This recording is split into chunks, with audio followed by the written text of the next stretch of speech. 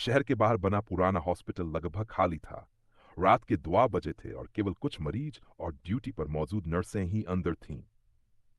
नई नर्स रिया की उस हॉस्पिटल में पहली रात की ड्यूटी थी। सब कुछ सामान्य था, लेकिन तभी तीसरी मंजिल के बंद पड़े वार्ड से घंटी बजने की आवाज आने लगी। रिया ने सोचा शायद कोई मरीज मदद के लिए बुला रहा होगा। वह धीरे धीरे उस वार्ड की ओर बढ़ी। जैसे ही उसने दरवाजा खोला, अंदर अंधेरा था और सारे बिस्तर खाली पड़े थे। अचानक पीछे से किसी के कदमों की आवाज आई। रिया ने मुड़कर देखा, लेकिन वहां कोई नहीं था।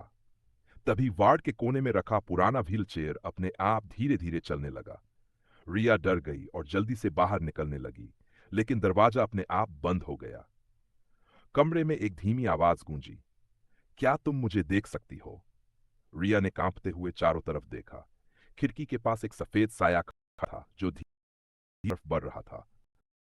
कुछ सेकंड बाद जब बिजली वापस आई तो वह साया गायब था और दरवाजा खुल चुका था। अगली सुबह रिया ने डॉक्टर से उस वार्ड के बारे में पूछा। डॉक्टर कुछ देर चुप रहे, फिर बोले, तीसरी मंजिल का वह वार्ड कई साल पहले बंद कर दिया गया था और वहां की घंटी आज तक कभी नहीं बजी थी। रिया ने उस रात के बाद हॉस्पिटल छोड़ने का फैसला कर लिया था, लेकिन जाने से पहले उसे एक आखिरी रात की ड्यूटी करनी थी। उस रात हॉस्पिटल के कमरे नंबर 2 एंड 7 में एक बीमार आदमी भर्ती था। उसका नाम मोहन था। वह कई दिनों से इलाज के लिए अस्पताल में था और हमेशा खिड़की की तरफ देखकर चुप रहता था। रात के करीब 9 बजे मोहन ने रिया को बुलाया और धीमी आवाज में कहा। उसने जवाब दिया। मोहन ने डरते हुए कहा, लेकिन हर रात एक सफेद कपड़ों वाली परछाई मेरी खिड़की के बाहर खड़ी रहती है और मुझे ऊपर आने के लिए कहती है। रिया ने उसकी बात को सपना समझकर नजरअंदाज कर दिया। लेकिन कुछ देर बाद पूरे हॉस्पिटल की लाइटें कुछ सेकंड के लिए चपकने लगीं। तभी कमरे नंबर 2 या 7 के बाहर गलियारे में किसी के धीरे धीरे चलने की आवाज सुनाई दी। रिया ने बाहर झांका, लेकिन वहां कोई नहीं था। जब वह वापस कमरे में आई तो मोहन खिड़की की तरफ देखकर बोला, वो फिर आ गई है। रिया ने खिड़की की तरफ देखा। उसे सिर्फ अंधेरा दिखाई दे रहा था, लेकिन अचानक खिड़की के शीशे पर किसी ने उंगली से लिखा, तीसरी मंजिल। रिया का दिल तेजी से धड़कने लगा। उसी समय ऊपर बंद पड़े वार्ड की घंटी फिर से बजने लगी। Ton ton ton. मोहन ने कांपती आवाज में कहा, वो चाहती है कि कोई उसके पास जाए। और तभी हॉस्पिटल के स्पीकर से एक अजीब सी आवाज आई, कमरा 2-7 का मरीज तीसरी मंजिल पर आए।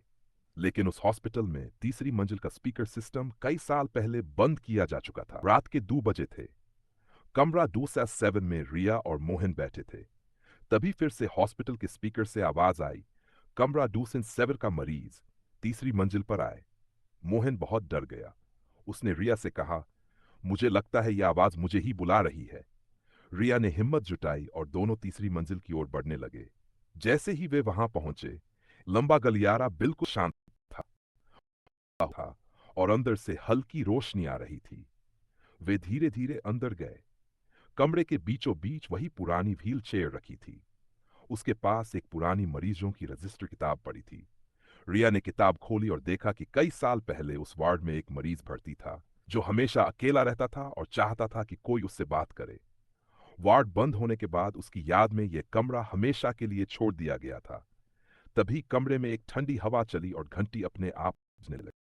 डर धीमी आवाज सुनाई दी, अब कोई मुझे भूल नहीं पाएगा। रिया ने धीरे से कहा, तुम अकेले नहीं हो, हम तुम्हें याद रखेंगे। कुछ पल बाद घंटी बजना बंद हो गई।